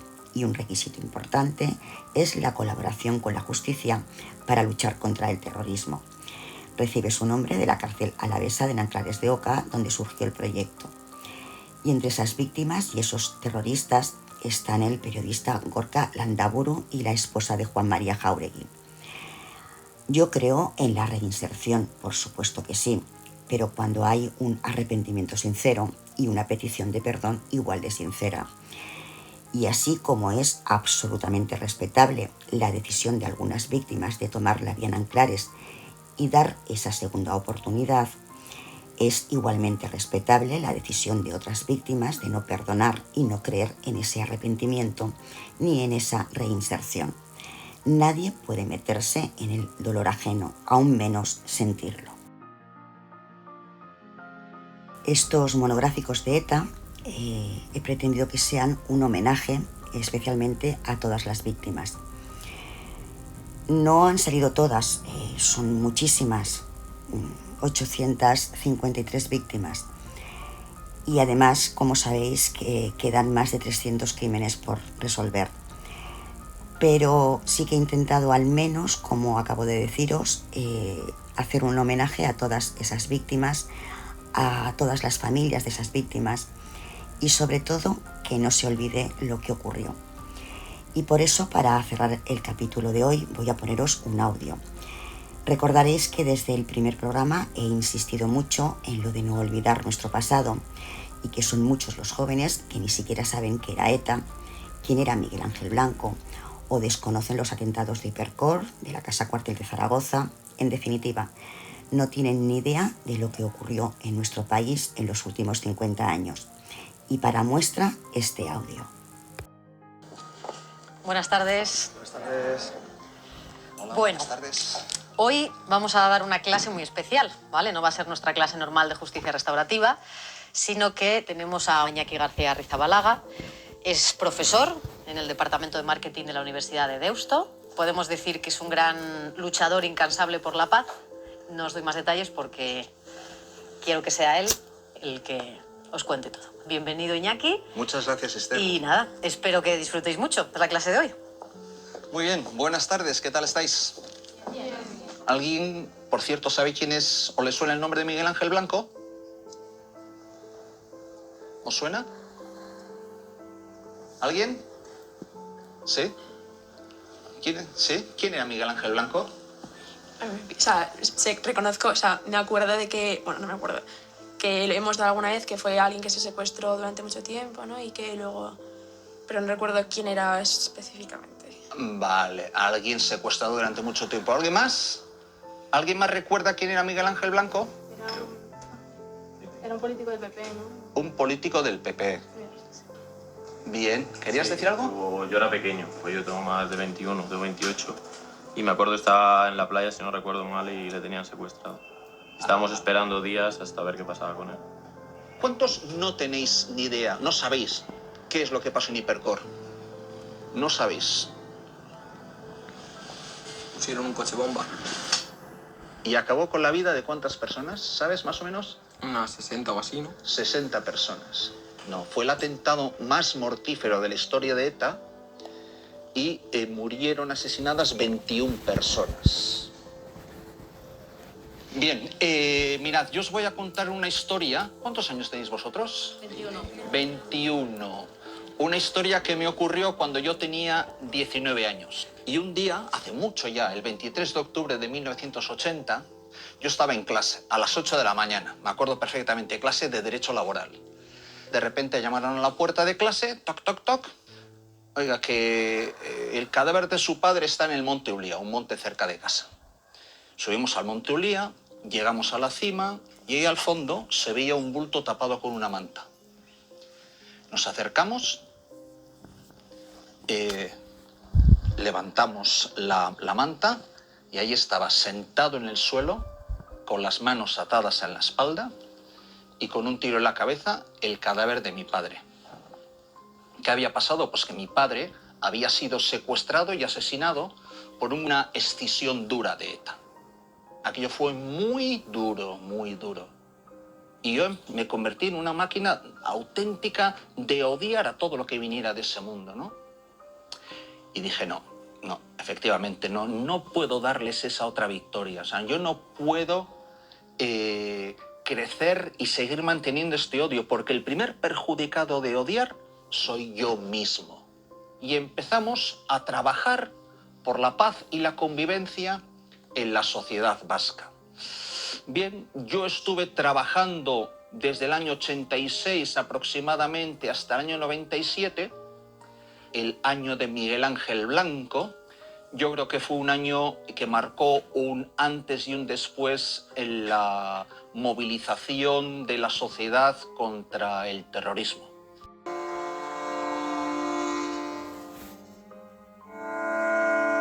A todos nos produce cierto agotamiento recordar un pasado que para nosotros fue muy desagradable. No como un ejercicio de rencor, de odio o de regodeo en lo que nos pasó, sino como un ejercicio de recordatorio de a dónde puede llevar el totalitarismo o las ideas extremas. Olvidar es volver a cometer errores gravísimos y al contrario tenemos que contar lo que pasó para defender la libertad y la convivencia, ¿no?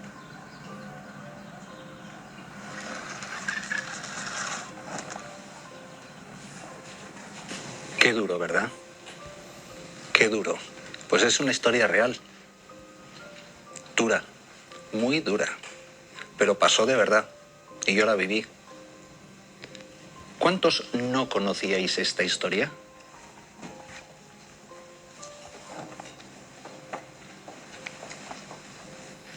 ¿En vuestros colegios, institutos o en vuestra formación antes de entrar en la universidad os han hablado de lo que fue ETA, de lo que fueron los GAL y cosas así? ¿Os han hablado? No. ¿Os han hablado de nuestra historia reciente? ¿Os han hablado de lo que supuso el fenómeno terrorista en los últimos 50 años en España? No. En mi instituto absolutamente nada. En el colegio sí recuerdo algún día de estos memorativos de hacer algo, sí recuerdo, también era muy pequeña, pero poco más, de saber que fue una época muy oscura de España y poco más, no te hablo más. Una época muy oscura. De hecho, yo recordaba que era como un tema tabú en la escuela. Cuando sucedían los atentados o alguna cosa de esto, de algún secuestro y tal, lo hablaba así los profesores, era como, bueno, dejar el tema, tal. Dejar el tema. Sí. Era como que al estar ahí en el País Vasco estaba muy lejos y que no nos metiesen. Algo así. A mí, por ejemplo, lo que me han contado mis padres y en el colegio era que cuando una víctima de ETA sufría no solamente un asesinato en su familia, sufría odio en el País Vasco por parte de sus vecinos. Pero es que es algo muy fuerte, o sea, era como o estás con ETA o estás contra ETA y ya todo el pueblo te da la espalda. O eso es lo que por lo menos a mí me han contado. ¿Sabéis aproximadamente cuántas personas fueron asesinadas por ETA? Unas 1000. Fueron 853 personas asesinadas por ETA. ¿Sabéis qué fueron los GAL? ¿Alguien sabe qué fueron los GAL? Este audio que acabáis de escuchar pertenece a la serie ETA, El final del silencio, una serie que podéis ver en Movistar Plus. Las imágenes son bastante más impactantes que el sonido, pero bueno, yo lo he querido de alguna manera escoger para que veáis que aquello que os decía cuando inicié los monográficos es muy, muy real. Es decir, hay una parte de nuestra sociedad, los más jóvenes, que desconocen lo que fue ETA y todo lo que ocurrió. Y lo que acaban de ver, porque este audio que habéis escuchado es, digamos, el montaje del inicio del capítulo y del final del capítulo. Entre esos dos, entre ese inicio y ese final, está la historia de Miguel Ángel Blanco, es decir, la cronología de todos los hechos. Y evidentemente si veis el capítulo, podréis comprobar por vosotros mismos que lo que os acabo de decir, que las imágenes son más impactantes que el sonido. Veréis que es cierto, porque las caras de esos estudiantes eran, bueno, el reflejo de la rabia, de la indignación de al mismo tiempo decir ¿por qué no sé yo esto? Así que bueno, simplemente quería hacer esta pequeña aclaración. Al inicio del programa os he dicho que cerraríamos hoy con la operación Ogro, donde ETA asesinó al presidente del gobierno de Franco, el almirante Carrero Blanco.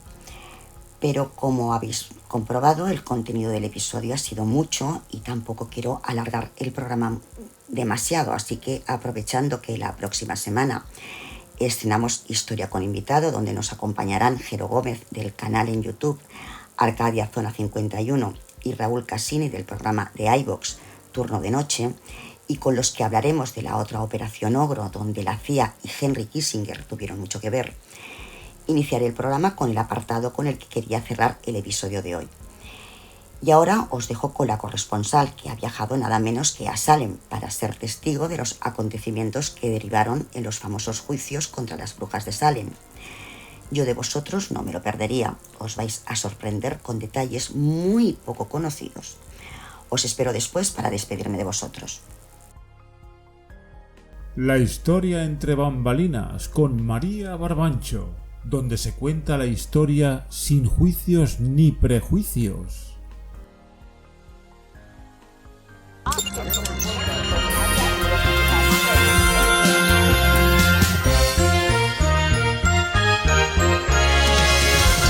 La corresponsal.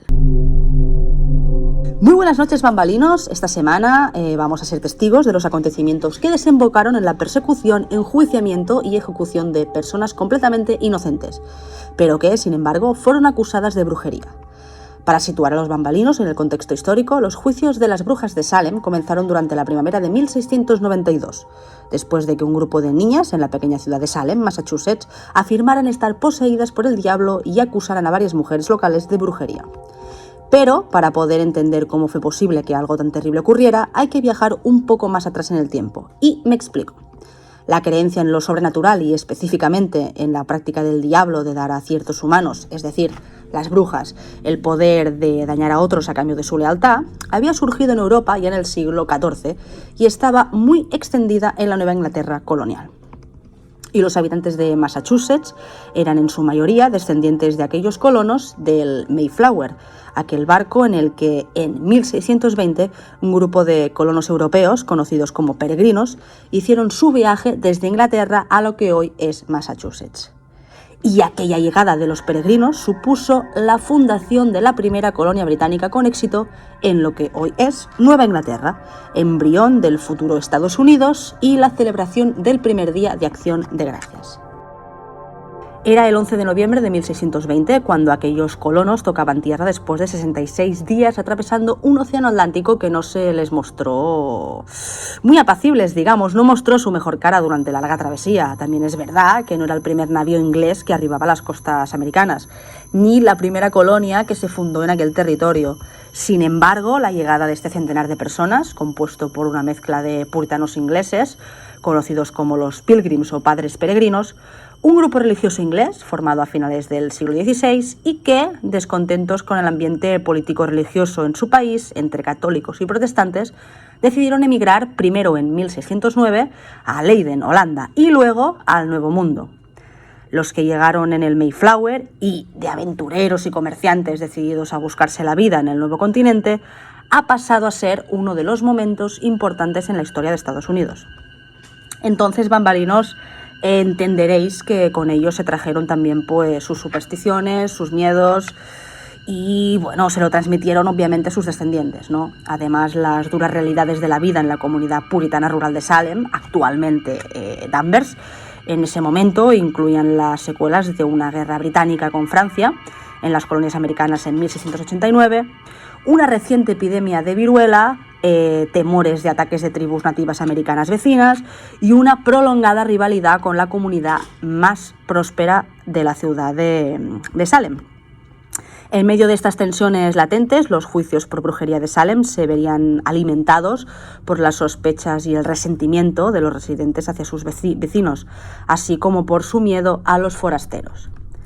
Y en este punto, bambalinos, os diré que nuestra llegada ha sido acogida con bastante recelo. Suerte que la propietaria de la casa de huéspedes donde nos hemos alojado es un encanto, la verdad, y no se parece en nada a la mayoría de sus vecinos. Además, ha sido tan amable de ponernos sobre aviso en referencia a uno de los hombres con más poder e influencia en la comunidad, y no es otro que Samuel Parris, reverendo de Salem.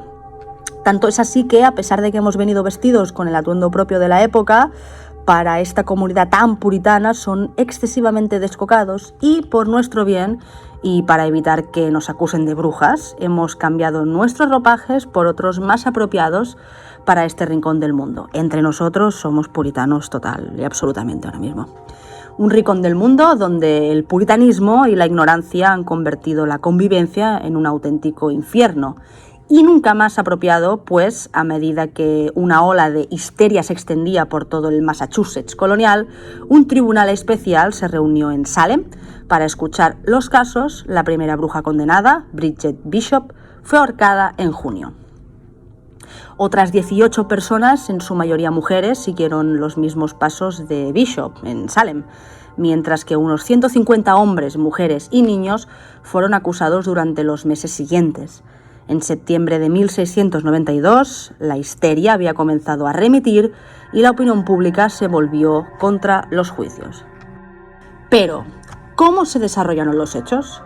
Todo empezó en enero de 1692, cuando Elizabeth Parris, de 9 años, y Abigail Williams, de 11, hija y sobrina de Samuel Parris, el reverendo de Salem, respectivamente, comenzaron a tener ataques que incluían contorsiones violentas y estallidos incontrolables de gritos, digamos. Después de que el médico local, William Griggs, diagnosticara la supuesta posesión, otras niñas de la comunidad comenzaron a mostrar síntomas similares, incluidas Ann Putman, Mercy Lewis, Elizabeth Hubbard, Mary Walcott y Mary Warren. Os contaré que estas encantadoras niñas, por decirlo de alguna forma, de vestidos floreados, delantaditos de encajes, lazos en sus coletas y trenzas, y aparentemente ejemplares, disculpadme, y me estoy refiriendo a Elizabeth Parris, Abigail Williams y Ann Putman, cuando están solas y lejos de las miradas de sus mayores, son unas auténticas demonios. Ellas sí que son unas brujas, y en un ratito entenderéis el porqué. A finales de febrero se emitieron órdenes de arresto contra la esclavizada caribeña de Parris, Tituba, junto con otras 2 mujeres, la mendiga sin hogar Sarah Good y la pobre y anciana Sarah Osborne, a quienes las niñas acusaron de hechizarlas. Tituba, la esclava negra del reverendo Parris, tenía la costumbre de entretener a esas 3 brujas con caras de ángeles, contándoles historias de su cultura, de su folclore, historias fantásticas de encantamientos, pero siempre con la promesa de que nada contarían a sus padres, promesa que está claro que no cumplieron. Bueno, sigamos.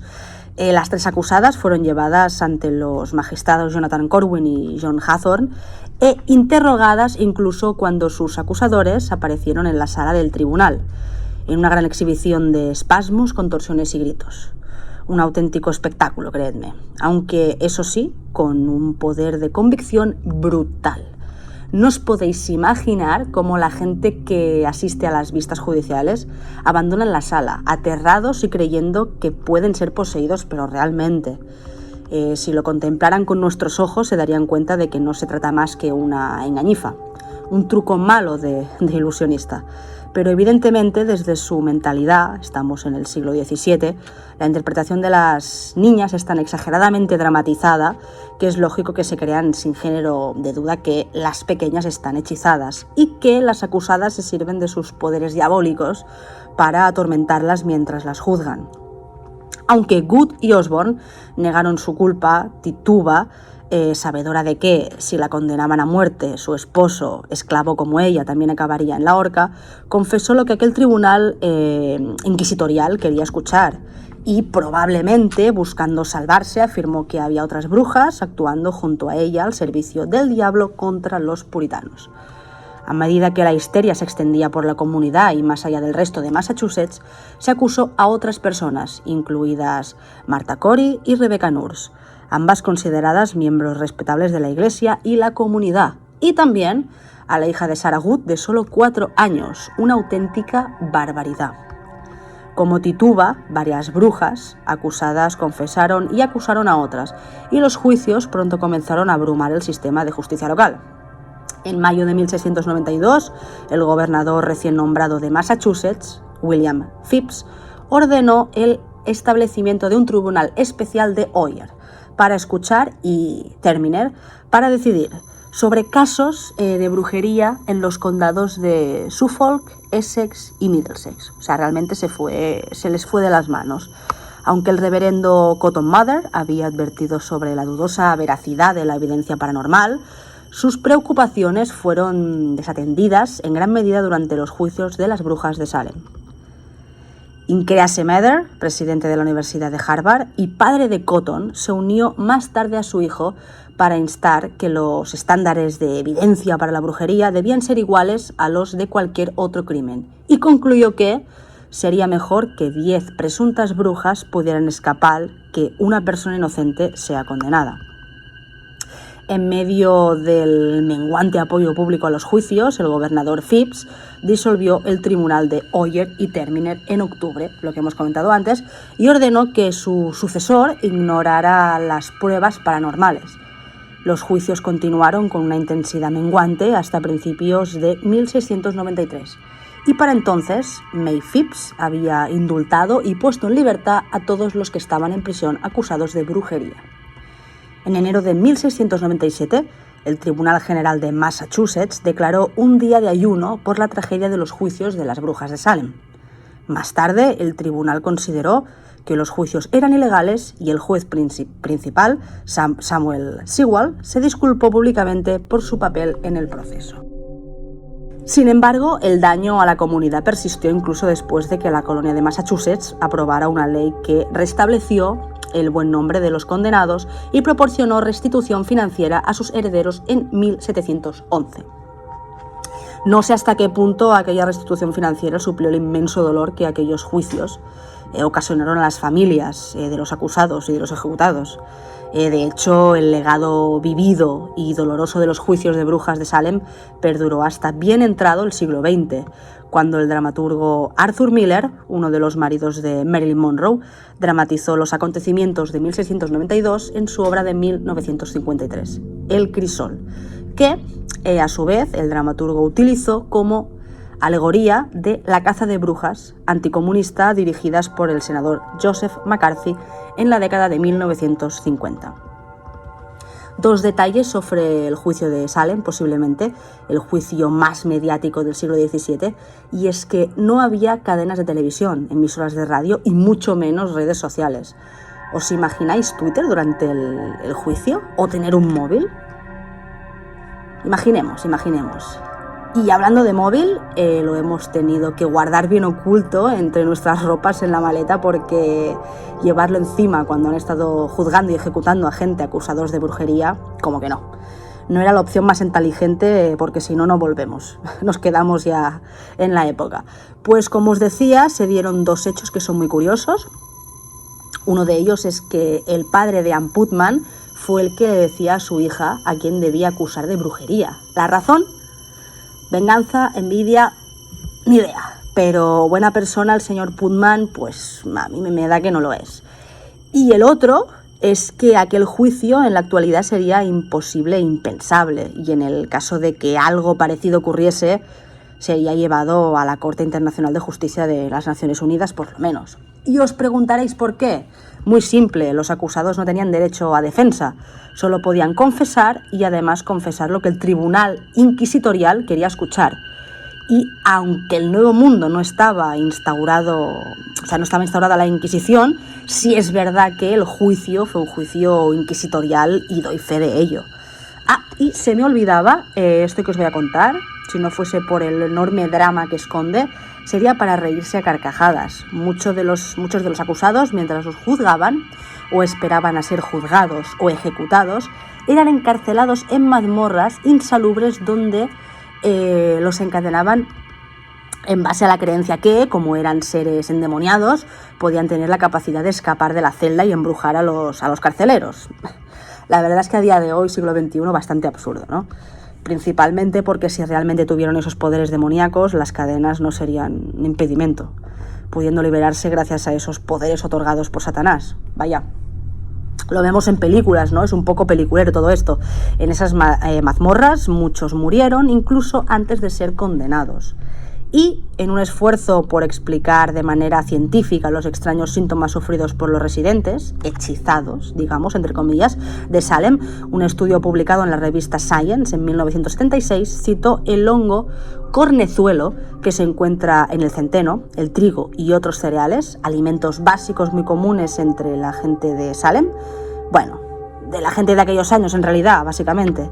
Según los toxicólogos, puede causar síntomas como delirios, vómitos y espasmos musculares.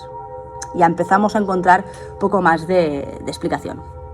Pero también es cierto que en Europa, y sin ir más lejos, en Zugarramurdi, otro juicio de brujería muy famoso ocurrido en España en 1608, curiosamente y casualmente, las acusaciones de brujería siempre provenían de niños. ¿Fue un juego, una diversión, una broma o simple y llanamente una maldad?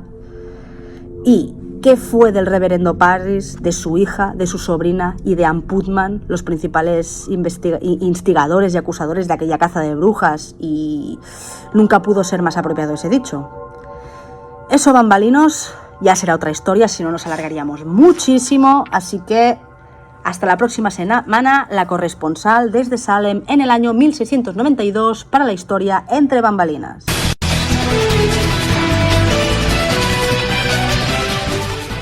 La historia entre bambalinas con María Barbancho, donde se cuenta la historia sin juicios ni prejuicios. Pues bambalinos, ya hemos llegado al final por hoy. Anunciaros que ya tenemos el número de WhatsApp y en los próximos días subiré un vídeo para compartir con vosotros el número y así podáis ya empezar a enviar vuestras notas de voz. Como os dije la semana pasada, notas de voz de una duración de 1 minuto o 2 como máximo, donde se os oiga lo más nítido posible, eso sí, por favor, y en las que podréis dejar vuestros comentarios, vuestras preguntas y vuestras sugerencias. Y cada semana después de la corresponsal las escucharemos. Así que empezar a pensar qué queréis contarnos, preguntarnos, comentar o sugerir. Os recuerdo el enlace de Patreon, patreon.com/la historia entre bambalinas, por si os animáis a entrar y queréis descubrir los niveles y las recompensas. Y si finalmente apoyáis el canal, pues muchísimas gracias. También lo tenéis en la descripción del vídeo y como mensaje fijo en el perfil del canal. Deseo que os haya gustado el episodio de hoy y aprovecho para haceros 3 recomendaciones relacionadas con los episodios sobre ETA. 2 de ellas están en Movistar Plus.